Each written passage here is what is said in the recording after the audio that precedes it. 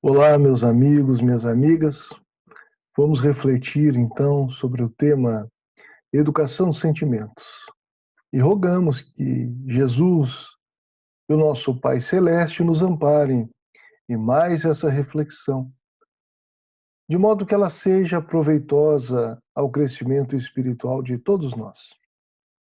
Eu me chamo Vinícius Lousada e vamos conversar sobre educação de sentimentos. O que será que são sentimentos?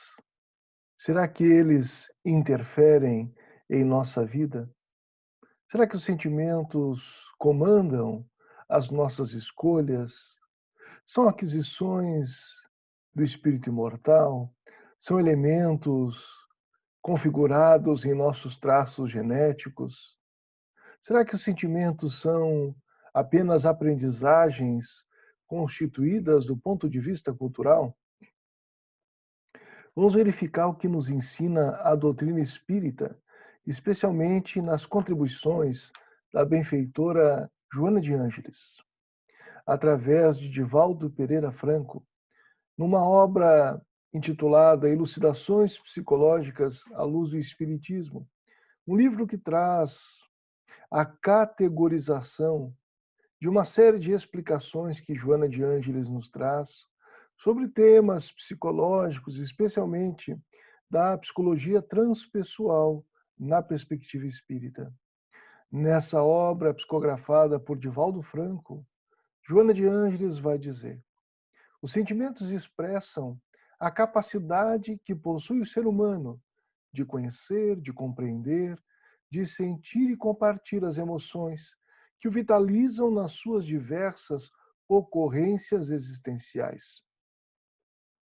São os mecanismos que conduzem a humanidade ao longo do processo evolutivo, através do qual o self adquiriu conhecimento e experienciou as conquistas que lhe exornam a realidade.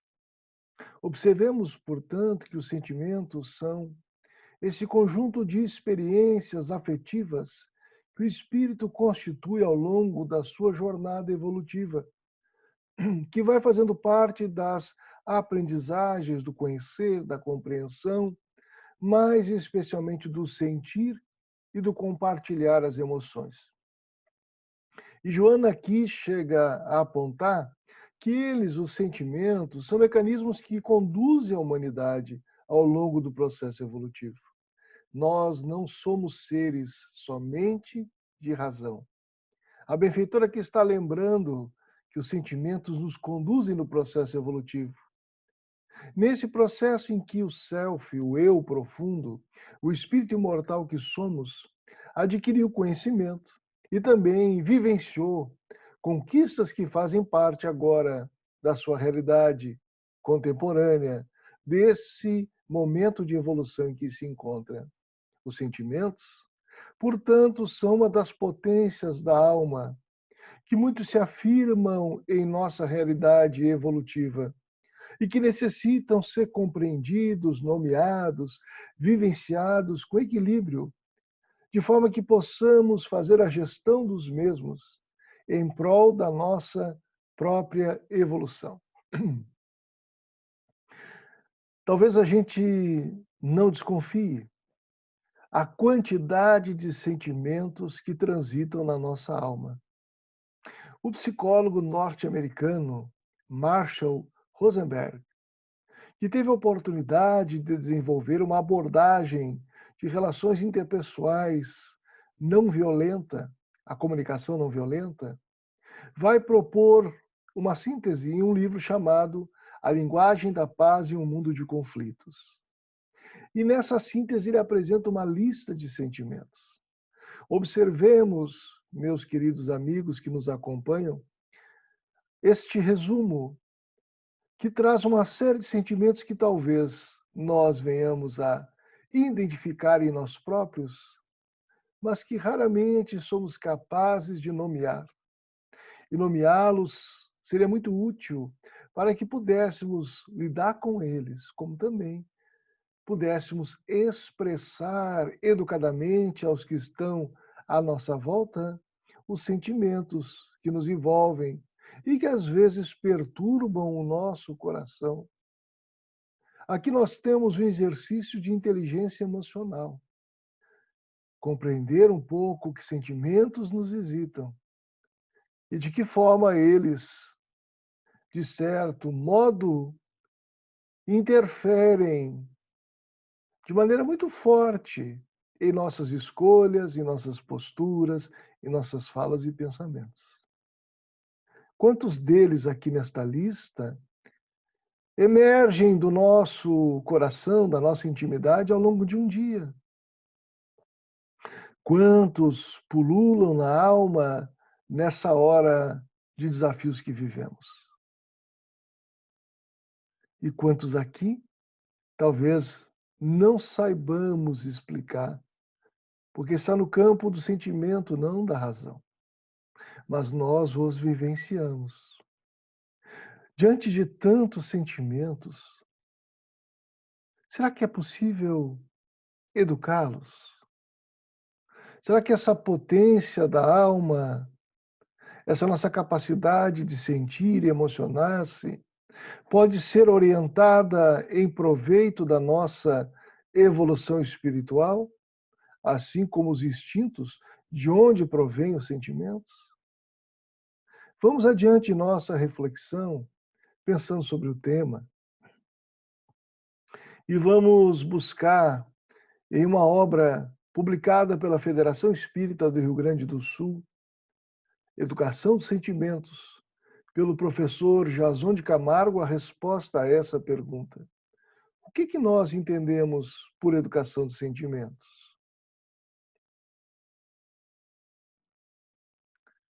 Diz o amigo professor, o objetivo, portanto, da educação dos sentimentos é justamente este: chegar ao caminho das virtudes, desenvolver essa função psíquica de extrema utilidade para o ser humano e auxiliar nessa caminhada cheia de armadilhas. É um esforço conjunto e harmônico de educadores e educandos para fazer aflorar do fundo dos seus psiquismos a perfeição chamada sentimento, que lá se encontra em estado potencial, conforme afirmava o professor Ney Lobo. Aqui Jason de Camargo está fazendo referência ao professor paranaense Ney Lobo, que escreveu várias obras sobre a filosofia de educação do Espiritismo, conduziu escola espírita no estado do Paraná, aliás, uma escola com uma experiência que ensinava às crianças o convívio, a decisão coletiva, a resolução de conflitos, e deixou o professor Ney Lobo uma extensa bibliografia com as suas reflexões. E ele propunha que nós deveríamos desenvolver a nossa espiritualidade. Superando o predomínio da matéria, pudéssemos, pouco a pouco, pela prática do bem, desabrochar de forma consciente as virtudes. E esse processo, o nosso companheiro Jason de Camargo vai nomear de educação dos sentimentos. Educação dos sentimentos, portanto, é o caminho das virtudes. É o exercício de desenvolvermos os nossos sentimentos, essa função psíquica da alma, muito útil na sua jornada evolutiva, mas num conjunto harmônico de equilíbrio espiritual, de emoções ou sentimentos positivos que possam engrandecer a natureza moral do ser espiritual que somos. Que estejam na direção da ampliação das possibilidades de praticar o bem. Que nos ajudem, portanto, a desenvolvermos paciência, resignação, coragem, perseverança, justiça, caridade, tolerância, generosidade, lealdade, bondade. Enfim, a capacidade de perdoar. A proposta é que a educação dos sentimentos consiste em nós direcionarmos os nossos sentimentos no sentido da aquisição das virtudes, elevando os sentimentos do ponto de vista espiritual, colocando-os acima do predomínio que outrora as paixões inferiores à matéria teve ensejo de dispor sobre eles. Educação de sentimentos é isso. É uma proposta educativa da renovação moral do ser para melhor. Vamos lembrar o que a codificação nos fala sobre esse trânsito do espírito, dos instintos aos sentimentos. Allan Kardec anota em O Evangelho segundo o Espiritismo. Disse eu, dizem os espíritos, que em seus começos o homem só instintos possuía. Mais próximo, portanto, ainda que se acha do ponto de partida do que da meta em quem predominam os instintos. A fim de avançar para a meta, tem a criatura que vencer os instintos, em proveito dos sentimentos, isto é, que aperfeiçoar estes últimos, sufocando os germes latentes da matéria. Aqui nós temos elementos importantes para a nossa reflexão. Observemos. Os espíritos vão nos ensinar, os espíritos apontam, que no início da nossa jornada evolutiva, socioantropológica, nas primeiras idades da espécie humana, o que compunha o nosso psiquismo eram os instintos, mais conectados com as necessidades da vida material, da sobrevivência, da reprodução, da alimentação, do abrigo. E, portanto, nós estávamos mais no início da nossa jornada, onde os instintos predominavam em nossa natureza moral. Lembrando Pestalozzi, estávamos mais atrelados ao que a natureza nos dera, ao que a providência nos entregara, mais vinculados ao estado de natureza. Mas para avançarmos para a meta, que é a nossa perfeição, um dia ser alcançada, a perfeição relativa do espírito puro, nós fomos empreendendo uma jornada evolutiva através das reencarnações sucessivas para vencermos os instintos, que têm sua utilidade no que diz respeito à vida material, mas eles precisam dar lugar em nossa natureza moral, em nossa alma, aos sentimentos. E esses sentimentos precisam ser aperfeiçoados. Daí o trabalho de educação dos sentimentos que nós devemos gerenciar em nossas vidas, num processo, sim, de autoliderança, de autoeducação, sufocando os germes latentes da matéria. Quer dizer, resistindo àquilo que se apresenta em nós outros como as demandas da vida material, para lidarmos com elas em proveito dos sentimentos, para atendermos às demandas do instinto, em proveito das necessidades básicas, sem perder de vista o refino da moralidade, dos nossos sentimentos, das nossas mentalidades e sensibilidades.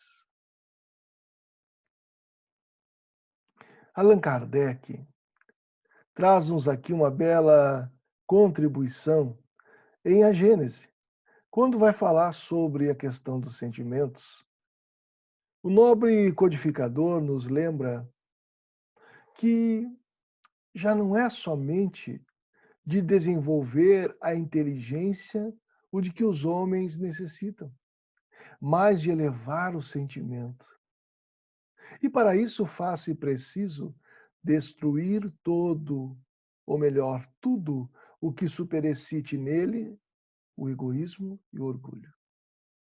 Observemos que Allan Kardec aí está falando no capítulo 18 de A Gênese, sobre o momento que nós estamos vivendo de transformação da categoria do nosso planeta, ou como se convencionou chamar em nosso meio espírita, de transição planetária, que diz respeito à mudança da condição evolutiva do nosso planeta por conta da mudança da evolução espiritual dos seus habitantes. Não é um processo místico, é um processo de transformação interior que deságua na vida coletiva e que vai imprimir, pouco a pouco, na grande coletividade que vive na Terra, um outro patamar de evolução. E aqueles que ainda vibram no ódio, na animalidade, na guerra, que vibram no campo dos instintos somente, naturalmente irão reencarnar em mundos equiparados à sua condição moral, porque aqui já não teremos mais as atrocidades, as barbaridades, a egolatria que ainda predomina em nosso comportamento individual e social. Então nós precisamos elevar o sentimento. Aqui Allan Kardec não está fazendo nenhuma negação do progresso intelectual, do valor da ciência, o que seria contraditório às suas obras o tempo todo. Allan Kardec louva a ciência ao ponto de dizer que, graças ao seu avanço, é que pôde, com método, com rigor científico, se estruturar o pensamento, a ciência, a moral espírita. Allan Kardec disse variadas vezes que o espiritismo dialoga com a ciência, não teme os fatos.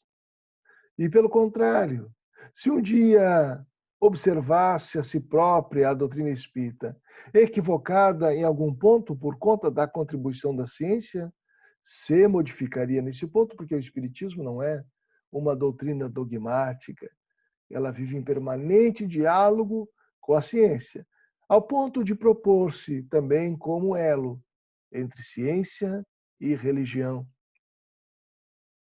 Então, naturalmente, Kardec aqui não está se opondo ao desenvolvimento intelectual. O nosso desenvolvimento é extraordinário. Ao século XIX, imaginemos agora. O que já fomos capazes de construir, naves que cortam os espaços, sondas que visitam as diferentes regiões do cosmos. Conseguimos produzir vacinas para enfermidades. Avançamos cientificamente em busca de alternativas de uma vida sustentável na Terra. Somos capazes de, utilizando a ciência adequadamente, inspirados por uma ética da compaixão ou da caridade, produzir bem-estar à grande família humana. Mas é claro que precisamos, para que isso se dê, para que o egoísmo e o orgulho não predominem, desenvolver, elevar os nossos sentimentos. Aliás, na medida em que desenvolvemos os nossos sentimentos, vai se reduzindo em nós o poder do orgulho e do egoísmo. Quanto mais orgulhosos e egoístas, menos desenvolvidos no campo da inteligência emocional ou espiritual, mais egoístas, menos orgulhosos somos, mais pobres do ponto de vista do sentimento nos constituímos. Não há como servir aqui a dois senhores. Ou cuidamos dos sentimentos e passamos a combater em nós o egoísmo e o orgulho, o egoísmo, esse sentimento em que imaginamos que as nossas necessidades estão sempre em primeiro lugar, e o orgulho, essa mania que a gente tem de se colocar acima das outras criaturas, dos outros homens e mulheres, das outras espécies. Às vezes nos colocamos até acima de Deus. Nós precisamos superar essas emoções, esses sentimentos perturbadores que são orgulho e egoísmo, para que desabrochemos os valores do espírito imortal que potencialmente nós somos portadores. Qual recurso, então, para identificar o quanto de egoísmo e orgulho ainda predomina em nossa conduta? Para observarmos as virtudes que temos em germe e que somos passíveis de desenvolver?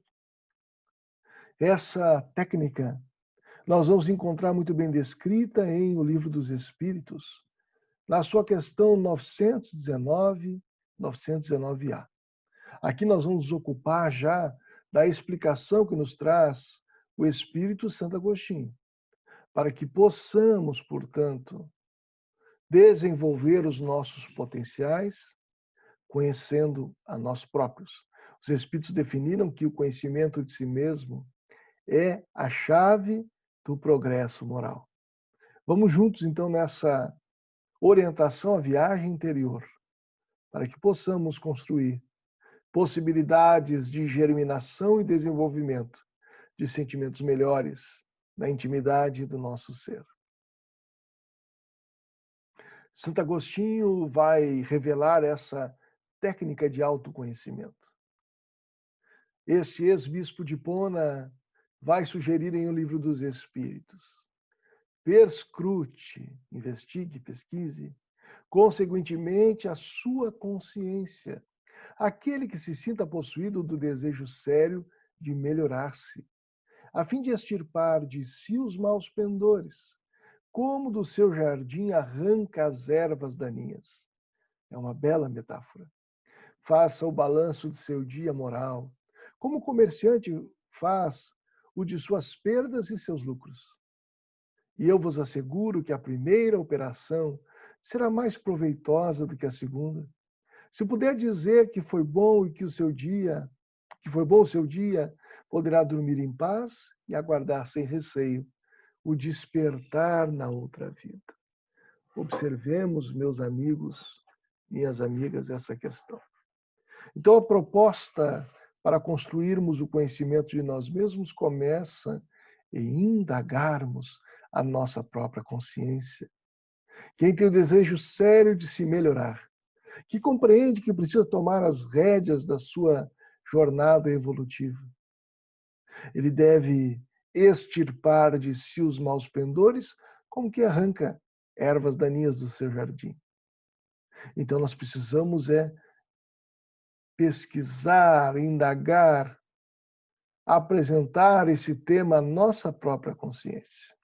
A outra metáfora que Santo Agostinho traz aqui é um convite para nós fazermos o balanço do nosso dia moral. Cada um pode se perguntar, deitado na sua cama à noite: será que eu fiz o meu melhor hoje? Será que hoje eu já resisti a determinada má tendência? Será que consegui contribuir com a vida de alguém? Apresentei uma mensagem positiva? Encorajei alguém ao bem? Fazer o balanço do seu dia. Cumprir meus deveres ou fugir do dever?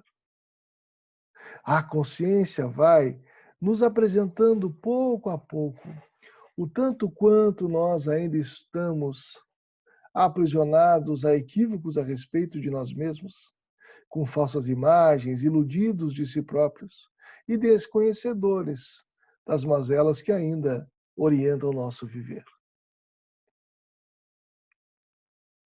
Tanto que Santo Agostinho vai lembrar-nos: muitas faltas que cometemos nos passam despercebidas.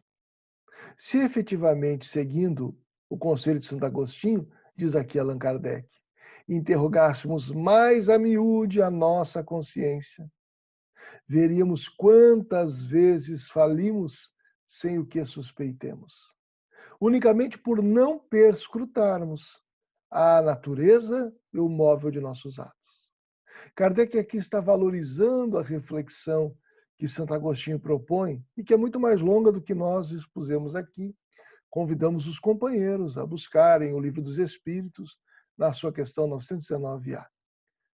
Aqui Allan Kardec está reforçando o ensinamento desse benfeitor da equipe do Consolador. Interrogássemos mais repetidamente, mais frequentemente a nossa consciência, nós perceberíamos que muita coisa que a gente faz de errado passa em branco. Não registramos, não modificamos, e vai se estruturando um comportamento, vai se cristalizando um vício, uma deficiência moral. Mas se a gente tivesse por hábito questionar a nossa consciência, tudo mudaria. Se nós tivéssemos como rotina perguntarmos a natureza e o móvel dos nossos atos. Quer dizer, se aquilo que fazemos é bom ou mal? Muito bem. E qual é a intenção que está por trás daquela ação? Às vezes, agimos no aparente bem e as nossas intenções são torpes. Não raro, publicamente o que fazemos é um bem e podemos estar agindo de maneira malévola.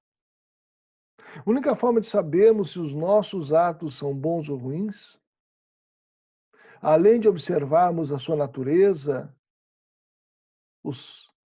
as atitudes em si, nós precisamos olhar para o que nos mobiliza, quais são as nossas intenções, quais são os sentimentos que estão presentes na nascente do nosso coração quando agimos dessa ou daquela maneira. Ainda segue Allan Kardec explicando o método de Santo Agostinho, que nos propõe que interroguemos a própria consciência. Diz o mestre de Lyon, a forma interrogativa tem alguma coisa de mais preciso do que as máximas, que muitas vezes deixamos de aplicar a nós mesmos. A forma interrogativa, exige respostas categóricas, por um sim ou um não, que não abrem lugar para qualquer alternativa e que são outros tantos argumentos pessoais. E pela soma que derem as respostas, poderemos computar a soma de bem ou mal que existe em nós. Observemos a sabedoria kardeciana. A pergunta sobre a nossa conduta, sobre o móvel das nossas ações, nos revela de forma categórica, evidente, sem rodeios, se aquilo que fazemos é bom ou ruim. Sem dar espaço para que venhamos a fazer conjecturas e criar argumentações que justifiquem condutas equivocadas. Não. E na soma dessas respostas, onde enxergamos mais bem ou mal como móvel de nossas ações, nós seremos capazes de perceber o quanto de bem ou de mal, o quanto de imperfeições ou perfectibilidades já estão em nosso mundo moral. Então, para Allan Kardec, esse método de fazer perguntas é mais adequado do que utilizar máximas. As máximas aqui referidas são aquelas frases que trazem um conjunto, uma perspectiva moral. Faça o bem sem olhar a quem. É uma máxima. Nós podemos decorar máximas e agirmos de forma totalmente distoante dessas máximas. Ou nós podemos interrogar o nosso comportamento e fazermos uma radiografia moral de nós próprios, para que, identificando as ervas daninhas das nossas imperfeições, façamos um esforço para arrancá-las de nós mesmos, para que sigamos de forma consciente em nossa jornada evolutiva. E aí vem o convite dos espíritos. Nós já vimos que precisamos indagar o próprio comportamento, levantar questões sobre a natureza das nossas atitudes, como também além da natureza, a razão, o móvel das nossas atitudes. Mas quando nós passamos a identificar o quanto as imperfeições guiam a nossa conduta, o quanto ainda vibramos no mal, é preciso também olhar com muito carinho, com alto acolhimento, com alta empatia, que nós já temos sentimentos nobres, que nós já alcançamos emoções que são edificantes, já somos portadores, pelo esforço próprio, de virtudes, disposições para o bem conquistadas pelo trabalho no bem. Nós precisamos simplesmente aprofundar esse processo, torná-lo real e vigoroso. E aí os Espíritos vão propor no Evangelho segundo o Espiritismo. Deixai que o vosso coração se enterneça ante os espetáculos das misérias e dos sofrimentos dos vossos semelhantes. Meus amigos, minhas amigas, há tanta dor na terra, há tanto sofrimento sem esclarecimento espiritual, há tanta amargura que vive na solidão, há tanto desespero e medo, descrença, dor. Deixemos-nos sensibilizar pelas dores dos nossos irmãos. Deixemos com que o nosso coração se enterneça, seja envolvido em ternura, essa antessala da experiência do amor ao próximo. E sensibilizados, permitamos-nos que o amor tome lugar em nosso coração e se aloje em nós para que possamos do amor falar, do amor viver,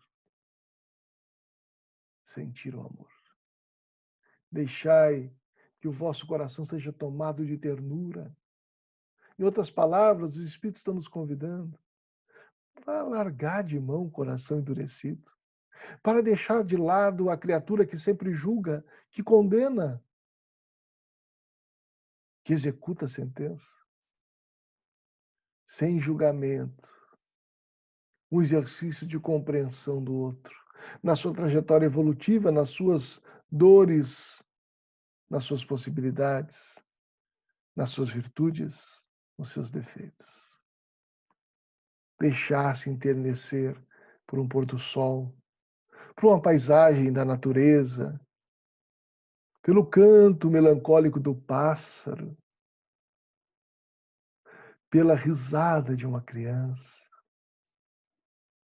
pelo barulho da vaga no cais, do vai e vem dessas ondas, deixar-se enternecer por uma planta, uma flor que desabrocha, pela oportunidade de servir e de amar. Deixai que o vosso coração se enterneça. E aí vem um convite prático, apresentado por Francisco Cândido Xavier. No livro A Ponte, quando ele é instado pelo jornalista Fernando Worme, aqui de Guaíba, gaúcho do Rio Grande do Sul, ele vai ser convidado a pensar sobre se seria possível apresentar alguma mensagem, alguma nova orientação, quem sabe, para aqueles que fossem ler as entrevistas. Inspirado pelo seu guia espiritual, Emmanuel, o nosso querido Chico vai dizer: por isso mesmo, penso que será oportuno para todos nós meditar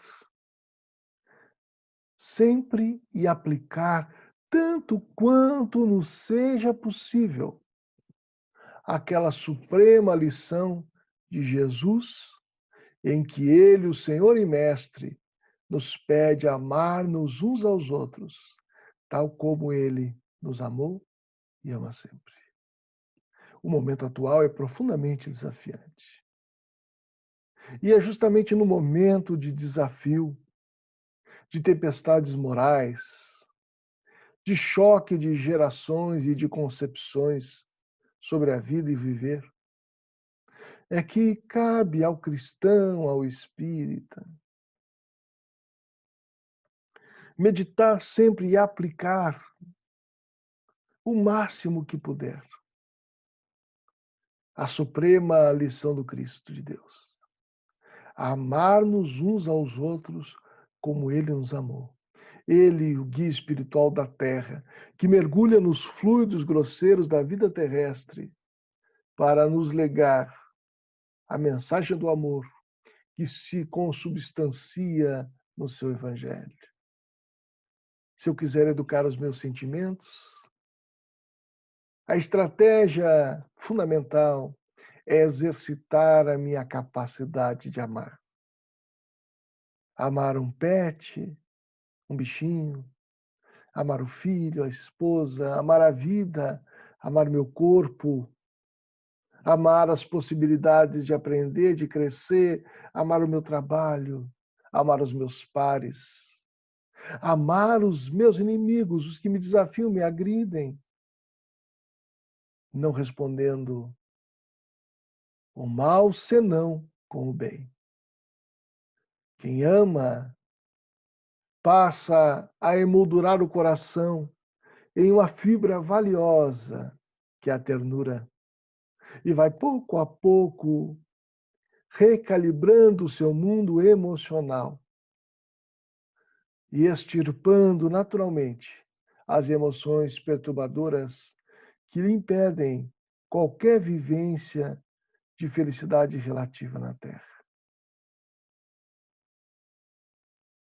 Meus amigos, minhas amigas, nos cabe nessa singela reflexão agradecer. Agradecer por tudo quanto recebemos, pela oportunidade com que a doutrina espírita nos honra a vida e nos agiganta a compreensão das lutas existenciais. Agradecer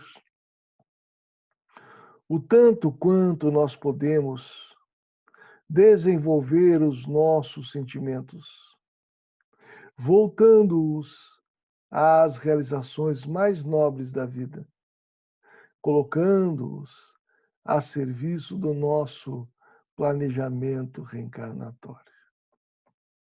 Precisamos aprender a agradecer tudo que chega até nós, todos os desafios, todas as oportunidades de servir e de amar. Daí nós vamos encerrar a nossa reflexão com uma oração proposta pelo espírito José Silvério Horta na obra Parnaso de Além Túmulo, psicografada por Chico Xavier. E essa página se intitula Oração. Pai nosso, que estais nos céus, na luz dos sóis infinitos, Pai de todos os aflitos deste mundo de escarcéus. Santificado, Senhor, seja o teu nome sublime, que em todo o universo exprime concórdia, ternura e amor. Venha ao nosso coração o teu reino de bondade, de paz e caridade na estrada da redenção. Cumpra-se o teu mandamento, que não vacila e nem erra nos céus como em toda a terra, de luta e sofrimento. Evita-nos todo o mal, dá-nos o pão no caminho, feito na luz, no carinho do pão espiritual. Perdoa-nos, meu Senhor, os débitos tenebrosos, de passados escabrosos, de iniquidades e de dor. Auxilia-nos também nos sentimentos cristãos a amar nossos irmãos que vivem longe do bem.